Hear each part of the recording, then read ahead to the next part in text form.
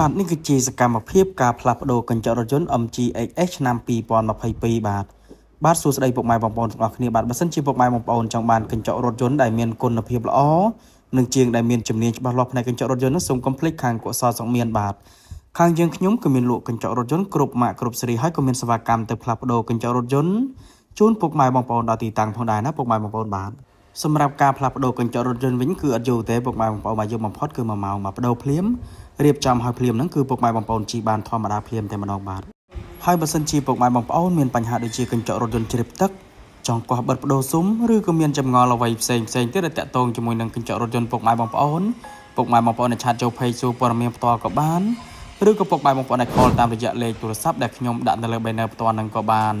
ខ្ញុំម្ចាស់ហាងដែលមានជំនាញនិងបទពិសោធន៍យូរឆ្នាំខាងកញ្ចក់រថយន្តខ្ញុំនឹងជម្រាបជូនពុកម៉ែបងប្អូនច្បាស់តែម្ដងបាទហើយបើសិនជាពុកម៉ែបងប្អូនមានបញ្ហាដូចជាកញ្ចក់រថយន្តបែកប្រេះស្រាំចង់អ៊ុតខាងខ្ញុំក៏មានជាងជំនាញច្បាស់លាស់ខាងអ៊ុតកញ្ចក់រថយន្តនឹងផងដែរណាពុកម៉ែបងប្អូនបាទ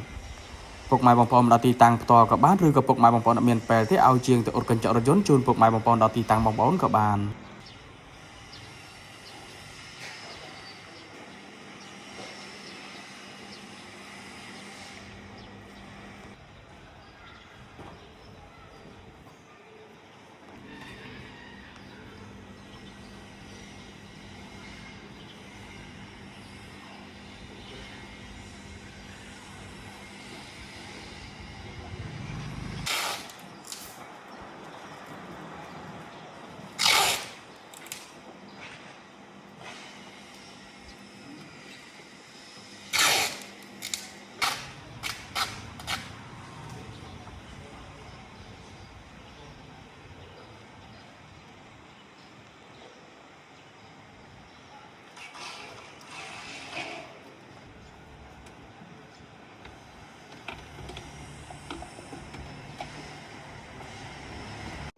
បាទឥឡូវនឹងការផ្លាស់ប្ដូរកញ្ចក់រថយន្ត MG-XS ឆ្នាំ2022នេះគឺបានរួចរាល់បាទ